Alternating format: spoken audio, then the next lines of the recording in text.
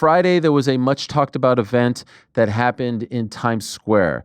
There was a lot of talk about the personalities on the card, headlined by Ryan Garcia, going up against Rolly Romero, Devin Haney, Jose Ramirez, Teofimo Lopez, also on the card against Arnold Barbosa. I have to be honest, for a moment there, I didn't think that I would be one of the lucky ones who got to attend. Remember, they didn't hand out tickets. Tickets weren't for sale. It was somewhat of a closed-off VIP event.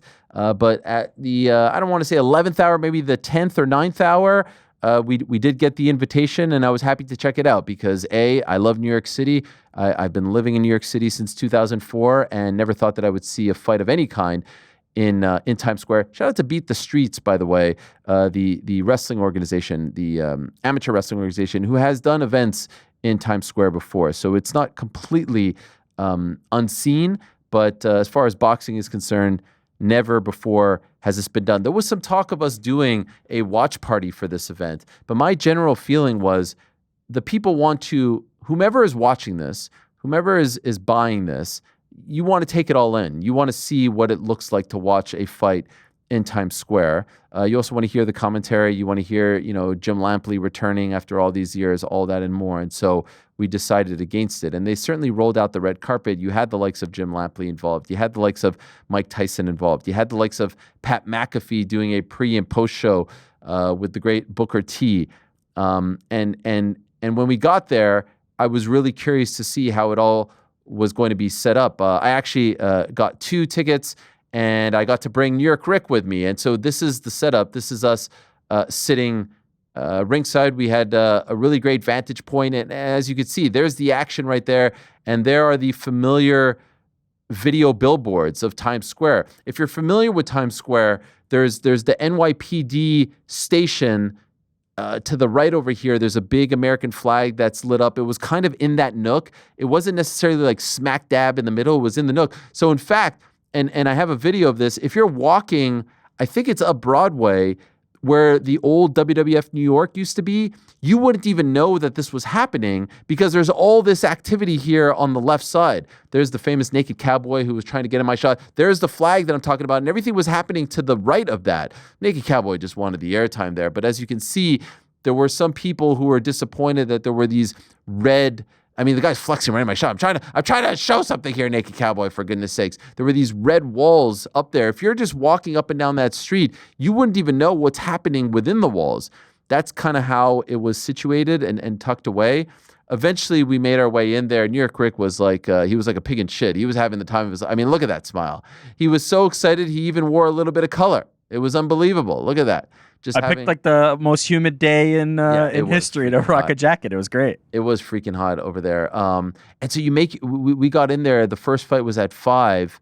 We get in there at 4:20, 4:25, and there were a lot of luminaries. Again, I think some people gave me shit on Twitter saying that I was kissing ass. Trust me, if you only knew the road to us getting there, you would think the complete opposite. But I tweeted upon sitting there and watching, this is incredible, just because it was like the first few minutes of the first fight between the FDNY fighter and the NYPD fighter. They had an exhibition match, and I'm sitting in Times Square, and quite frankly, you can't even tell that you're in Times Square if you close your eyes and not look at the video boards, because it was so quiet. Like, other than the odd siren and like the odd ambulance or police, you didn't hear much. And so that's what I was referring to. Like, it was just kind of surreal to be sitting there. Within the first few minutes, you take it all in. You see, there were a ton of WWE production people there. Make what you will of that. Freaking Carl Anthony Towns is there of the New York Knicks, not the New York Knicks. I'm like a pig in shit here. Kat was so friendly, such a big fight fan, so happy to chat, asked me to sit down. We had our little Mega Powers moment there, made a video for my kids, giving them a shout out. They were flipping out over that. That was by far the highlight for me. Kat was asking for your autograph. It was crazy. It was unbelievable. Connor Benn is there. Clarissa Shields is there. Keyshawn Davis is there. Nick Khan is there. Snoop Dogg was there. Turkey Al Sheikh is there. A lot of luminaries. They did a fun thing. Instead of having ring card girls, if you've ever been to Times Square, there's these characters that you could take a picture with, the likes of Deadpool, the likes of Michael Jackson, impersonators, if you will. There was one. Who, me? Ed Sheeran was fantastic. Snoop and Ed Sheeran were the two best ones. Snoop was amazing. There was a Hulk Hogan. Then they had the characters from the video game, the Fatal Fury game that they were promoting as well. And the entrances with the taxi cabs and the Batmobiles and the trucks and all that, the drone shots, I would say all very memorable. But I think the lesson that they learned is twofold. Number one, you could put fights on in the most unique places in the world. You could put fights on the moon. You could put fights on in Alcatraz, in Times Square, in Central Park, as they're rumored to be doing on July 12th, or any football stadium, anywhere in the world. And if it ain't scripted, if it ain't pro wrestling, and by the way, just ask WWE about WrestleMania 41, even if it is, the fights can fall short. And that's what happened. The fights didn't deliver. They had the names, Teofimo, Haney, Garcia. They had the names, but the fights didn't deliver. The fights weren't great. And how much did they not deliver? Some incredible stats from our friends at CompuBox about how much they didn't deliver. Look at this. Fewest combined punches thrown in a 12-round fight. Not landed, thrown. Number 5, Devin Haney and Ryan Garcia. Number 4, Ryan Garcia and Rolly Romero. I think that's meant to say Haney and Ramirez. I think you're right on that.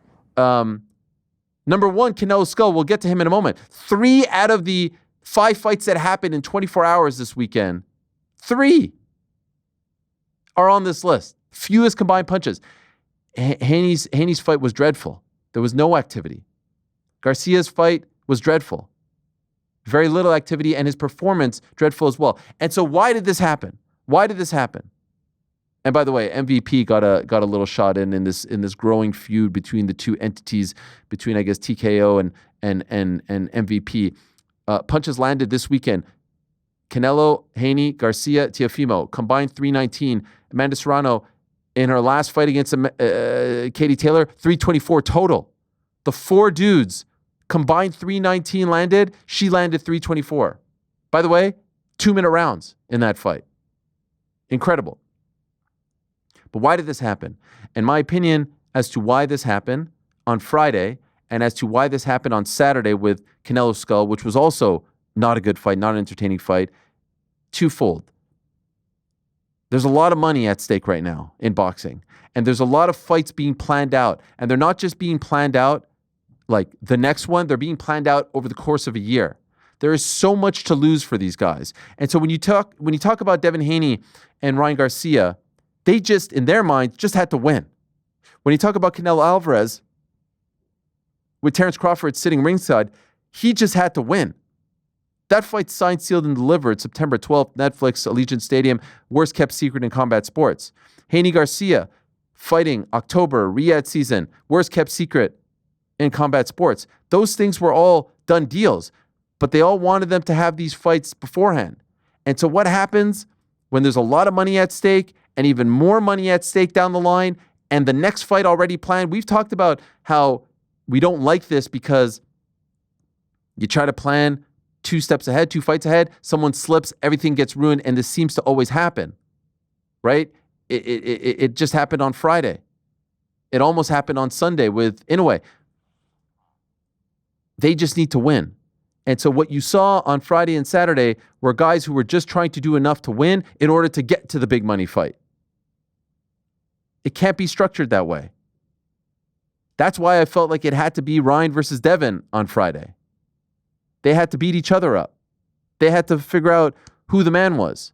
And so Haney did enough to win. Garcia certainly didn't. And he's going to have to live with that. He's going to have to live now with all the talk of, oh, you were actually on PEDs. Look at the difference between you on PEDs and you not on PEDs. He's going to have to live with the, oh, you're better when you're crazy. You're better when you're drinking. Now, he talked afterwards about the atmosphere, about it feeling off. You signed up for this. Can't say that after the fact. Rolly Romero fought a great fight. The fight of his life, he dropped him. He did what he had to do. You can't take anything away from Romero. He won that fight fair and square. But I think part of the problem was these guys were looking at the next one saying, just get me to that fight. Don't screw up here and get me to that big fight and that big payday, most importantly. And when you position it like that, and I think that's 1,000% what happened in the Canelo Skull fight. Canelo felt no danger whatsoever from William Skull. No threat whatsoever from William Skull. He just had to get to Allegiant Stadium. Remember, Canelo was supposed to fight Jake Paul on this day. The deal happens, and that's fine. But there was a bit of irony in the fact that while the new TKO regime is saying we're going to get rid of the belts, the only reason why this fight happened was because William Skull was an IBF champion. The only reason why it happened was because IBF has crazy rankings, and they had him as the champion, and he needed to get that belt in order to make the Crawford fight undisputed on September 12th. So there's a bit of an irony there. But ultimately what he needed to do was win the fight on Saturday at like 5, 6 in the morning and then get to September 12th, and he did that. But when it's laid out like this, you're going to see performances like that. So while I sit here and say boxing's on fire, and boxing dominated the weekend. Absolutely. Everyone was talking about boxing. And it's going to dominate in July when Taylor and Toronto fight at MSG, and July 12th in Central Park, and July 19th, Usyk Dubois, and on and on and on it goes. But when you lay it out like this with the tune-up here and the big fight there, you're going to get performances like that. I mean, there was something like, I don't know, 8, 9, 10 fights between Friday and Saturday, not a single knockout, hardly any knockdowns.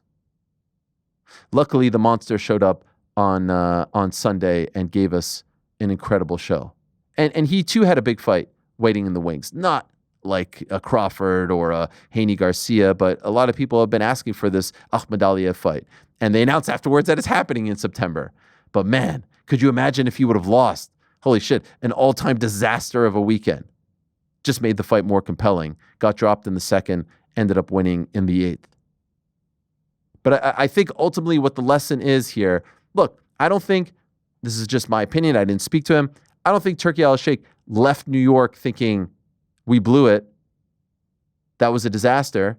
I could understand why some media were upset that they weren't sitting in the pit. I could understand why some fans were upset thinking like, hey, I could just be walking up and down the street and I could watch a fight. That's crazy, the way in which it was sold. I did ask around about this, and I was told that part of the deal was, you know, because there is traffic going, you can't have a spectacle like that because it could lead to distractions, accidents, etc. They plopped it in Times Square. They had it on some screens, and a lot of people got to watch from home.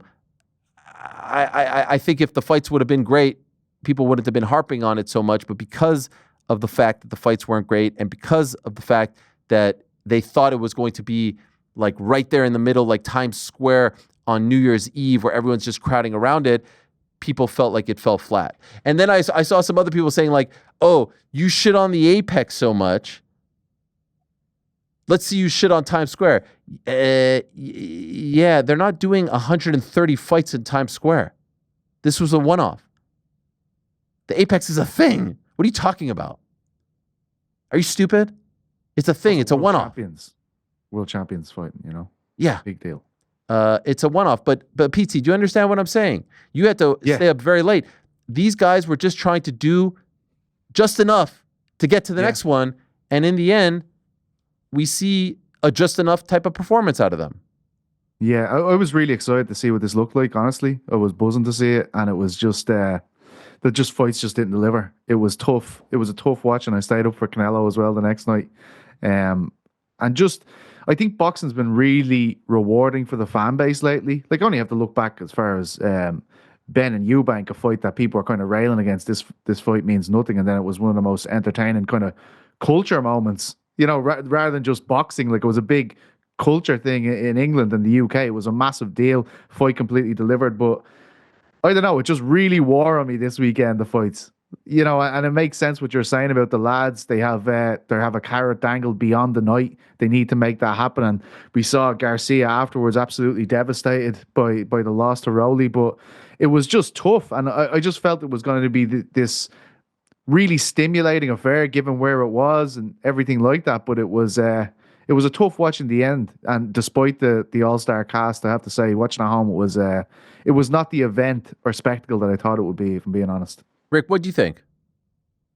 I thought it delivered a little bit more than maybe people would expect on the spectacle part of it. Like to the point that you've made, right? Like the walls were up, and that was what I was expecting. When we were told fight in the middle of Times Square, I'm thinking open air, New Year's Eve, everybody's just gathered around and there's a spectacle happening. And to that point, right, like on New Year's Eve, they just close off the streets and you're not driving through there, and the people can gather. I pictured that when this was first announced. So certainly when we're walking into there and the walls are up and it's hard to see impossible to see from the outside unless you're, and I think we have an image of this, unless you're a construction worker on some scaffolding, they were able to see it, which was a pretty incredible visual. This one from one of the fights earlier in the night. The expectations got lowered for me, and then from those lowered expectations, I actually thought it was pretty good from that perspective. Like, to be that close to, like, whoever was there got a very intimate experience, right? If this was not necessarily for the larger public audience, it was kind of, it was almost like, I don't know if it was good, I don't know if it was bad, it was just surreal. It was surreal to be sitting in Times Square when you're looking past the ring, right? We're looking up at the ring because there's only the one level. You're looking past the ring and you're seeing the billboards and the screens of Times Square. It can kind of be like, holy shit, like they're doing a fight in the middle of Times Square. And if the word of mouth travels about that, because I've heard people in my life who don't follow combat sports, parents, grandparents, things like that, are like, hey, they're doing a boxing match in Times Square. I heard about this. That kind of serves that purpose. But the instantaneous, we're walking by, we see it. It did not deliver on that front. But I guess at a certain point they had to realize it was not intended to because of the way it was set up. But it was surreal. It was surreal to see Teofimo Lopez in Times Square in the third fight down on a boxing card. And then you get Haney and Garcia. It was surreal.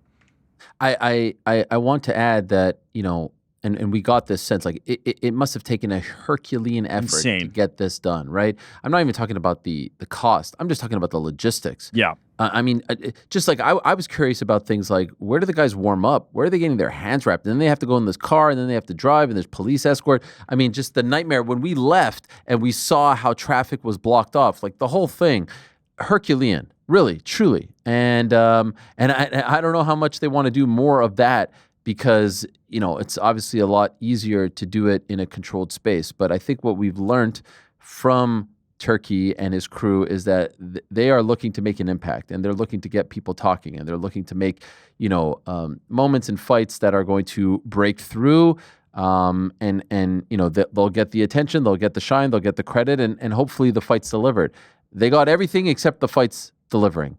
And do we think if the fight's delivered, people would have come away with a different take on it? Oh, I mean, those were historically bad. Yeah. I mean, just look at those stats. Yeah. So, yes, I do think so. I mean, GC, you were watching from home, right? Yeah, it was a massive disappointment for me from home just because of the fights. But when you talk about the production, how it looked, how did it feel? Did it feel unique? Did it feel special? Well, once the fight started, it didn't look like anything crazy, unfortunately. Just because, I would imagine from y'all's point of view, you're sort of sitting down on the ring, so you're looking up and you can see Times Square and everything. Once they're down in the ring, it was sort of just like a ho-hum boxing affair, visually speaking. And then the fights themselves, it was just the Ryan Garcia fight, it was just, it looked like he was just going out there for a sparring match trying to finish his workout. He didn't do anything. It was really difficult to watch. And then I think there was 2 rounds of the Devin Haney fight where there was no punches landed. It was tough. The fights. It's almost like the fights under-delivered so much, it didn't even matter how it looked. Yeah, I think there's a lot of truth to that. And even the idea of it, right? If Ryan Garcia had went out there and won by incredible knockout, and he's riding the subway the next day like he was doing in the Brooklyn one, it adds to it. It's just I'm here in New York. I'm in the biggest city in the world, under the brightest lights, literally in the middle of Times Square. I got this knockout, and he's on the mic cutting a promo. All that would have just added and built to the momentum, and it just kind of just probably would have faced them off afterwards and all that. Yeah, that first fight was amazing. The pictures honestly look cooler than what the broadcast looked like, because you can see there's a Chicken Joy, and you can see the rolling tickers of ABC and everything in the background, and the big jumbotrons. I have to say, like, to you, like, I appreciate the effort and the logistics and everything that went into it, and trying to do something different, trying to do something cool for the fans. I just don't know if Times Square was the best location for it. Also, absolutely. Now, by the way, now you're going to have to promote a Canelo fight coming off a dreadful Canelo performance and a super important one. If all the reports are accurate, I have no insider information. Netflix, Allegiant Stadium, America isn't used to these stadium shows. Crawford hasn't fought since August of last year, and that fight wasn't great. And that was a stadium show that didn't like sell out in seconds. But here they are facing off afterwards. Dana White's going to be promoting it. PT, what do you think? What's the level of interest in this? How big is this going to be, do you think? It's a massive fight. Terence Crawford is the guy. There was a lot of talk for a long time that this fight wouldn't happen. I think like this is the hardcore boxing fan. This is a dream fight in many respects, but obviously would have been bolstered by a big Canelo performance. I think his opponent, got a lot of stick at the weekend, Skull, and I think that's fine. But on the broadcast, it seemed like absolutely no blame on Canelo whatsoever here. And look, I know it wasn't his kind of fight. He had to chase Skull down the whole time. He was landing nice body shots when he did land, but it was very uneventful. And look, to your point, if they were going to use this as launch pads for Garcia and Haney and then obviously Canelo Crawford, it didn't quite do that. Like I couldn't wait to turn that off when it ended. Do you know what I mean? Once Crawford gets in the ring, I'm like, well, that's happening. That's fine. Let's move on. There's other fights on. I just think it would have benefited these cards so much more if there was a big moment coming out of these events. Unfortunately, there wasn't. I think Haney and Garcia needed it more than the Canelo one. I think the combined powers of Crawford and Canelo, there's some time. Certainly we'll move on from this, and I think there's some time to build that up, and you are talking about two of the top pound-for-pound boxers in the world. You'll be able to amplify that. I almost think, from a more hardcore fan perspective, that Canelo performance might even the playing field a little bit. If he comes out there and starches them, we might be saying, man, Crawford's coming up. I don't know if he's going to have a chance here. Now, granted, they look pretty similar in size when they're doing that stare down there. Yeah. But there might have been talk of just like, Crawford's too small. I think this levels that playing field quite a bit against the guy in Bud Crawford, who to me is my number one pound for pound, and I think is the best boxer on the planet. I think it helps a little bit in that perspective. Now, certainly you would have been able to sell, hey, huge Canelo knockout as momentum into that, but I actually think from a fight perspective, that might have helped a little bit. Yeah, to be totally honest, I mean, Canelo still won, and I think most casual boxing fans and the wide audience that is going to be tuning in to Canelo Crawford probably weren't watching the Skull fight anyway. Yeah. True, 100%. I also think it's going to be fascinating to see how it's promoted. They posted a picture of Dana. I don't think it was AI in between them. It looks like it was taken in New York City, and maybe it was when they made the announcement. It looked like it was atop the Empire State or something like that. But is it going to be like Dana in the middle of these guys, like a full-on UFC/WWE production? Sounds like it. If it's on Netflix, it's going to be gigantic. I'm really curious to see what the rest of the card looks like. Is it going to be, like the Callum Walshes of the world, or are they going to try to stack the deck? Are they going to try to get some of these guys that they've been working with the other promoters, or is it just going to be guys who are completely tied to TKO? That's going to be very interesting as well.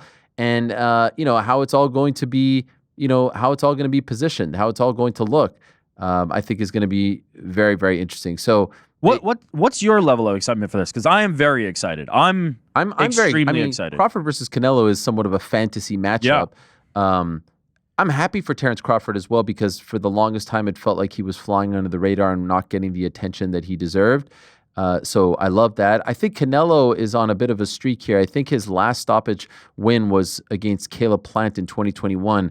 And we're talking like 5-6 fights where it feels like he just hasn't put his foot on the gas. Still, to your point, one of the biggest names in all of sports, and one of the biggest names certainly in combat sports and definitely in boxing. So my level of interest is in the fight itself. It's great. I mean, of course, I was watching this fight on Saturday, and I was into it. I kept thinking, like, God, into it. Well, I was just ready to watch it. Like, once the fight happened, I wasn't loving it. But like, I'm there sitting and watching fucking Bruno Soras against Jaime Munguia and Efe Jagba against Martin McCauley.